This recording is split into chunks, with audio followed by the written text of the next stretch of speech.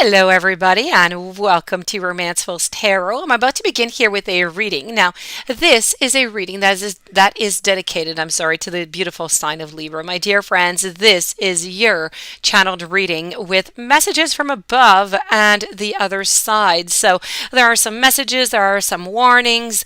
This is your reading. Before beginning, I would like to mention that it is a general reading, so it might not resonate with everybody. So please take what's good for you. Leave the rest aside.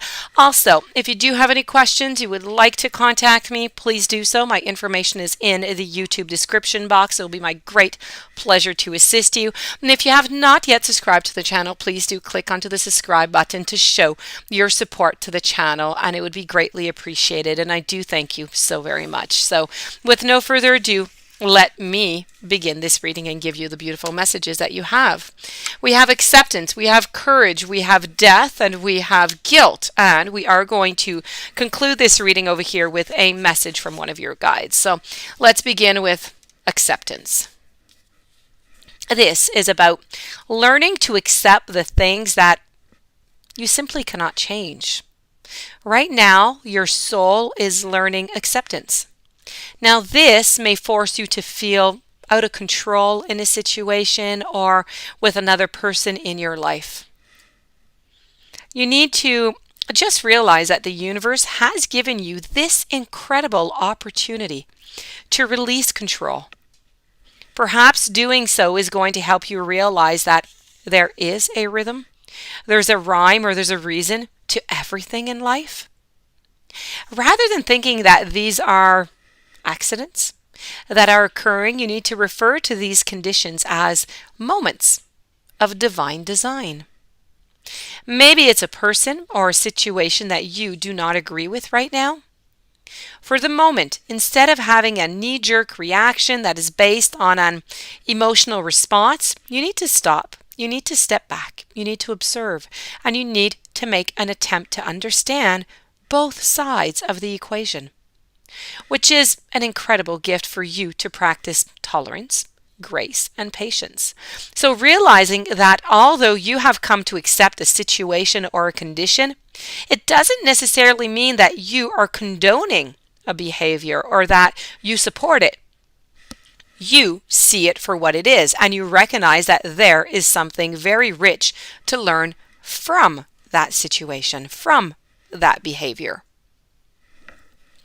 Moving on forward to courage. And this is about finding the inner strength to face fear, but with courage and with great confidence. So you need to remind yourself that part of the challenge of being a soul is learning to honor your own power. By listening to your inner voice and following its advice, you are acknowledging the perfection of your intuition. Now, fear, it's only an illusion. It's always that. It is only an illusion. And obstacles are great opportunities for you to demonstrate that coming from a place of love is going to conquer all of fear's disguises. Now, perhaps you are changing career paths, or you're entering or maybe even exiting a relationship right now. The test has been put before you. Why? Because it's an opportunity for you to prove to yourself that you, and only you, can make the correct decision. By not taking that step forward, you just may find yourself 2 steps back, only to face that same obstacle again. And that is a warning about courage. Moving on over to your following message over here, I have the death. And when we're speaking about death, we're speaking about learning that endings are merely beginnings. Death, like fear, is an illusion. It's a fact of life that the human body that we use to travel must eventually stop working. It's not meant to exist forever. The energy and the consciousness that inhabited that body is free and returns to its natural home, but it never ever abandons us. This is about learning to view death as merely a change, and everything must change because stagnancy extinguishes progress. Now, the same is true for a relationship or a career. A soul lesson may be completed, and it is time to move beyond this point of familiarity and to expand into new horizons of learning and development. Now, this is a wonderful opportunity to thank those souls in your life who have shared part of your path and taught you so much up until now. Moving on forward with your final message before moving on to your guides, and this is a message that relates to guilt. This is releasing any beliefs that no longer assist in your soul's growth. So the energy of fear has many guises to complicate your path to loving yourself. Guilt is the most devious because it is a wolf in sheep's clothing. It is a self-imposed emotion that pretends to be instructive and enlightening. Now, guilt can help us grow when we realize that our actions have been hurtful to others and that we need to make amends. After we do so, though, it's time to learn from the behavior and to simply move on. The problem arises when we hold on to a guilty feeling that serves no purpose other than promoting self-destructiveness and low self-esteem. No one is perfect. Everyone makes mistakes, and guilt is not always rational. But if you examine it subjectively, if you act on it and you release it, it becomes a temporary emotion. So long-held guilty feelings are never good, and they will create a roadblock to self-love and to happiness. You must continually scan your current emotions for any guilty feelings and bring them to the surface for analysis. Healthy guilt is a warning that action should be taken. Irrational guilt, it needs to be released. Moving on forward now to your message from your guides, and your message from your guides is asking for some guidance.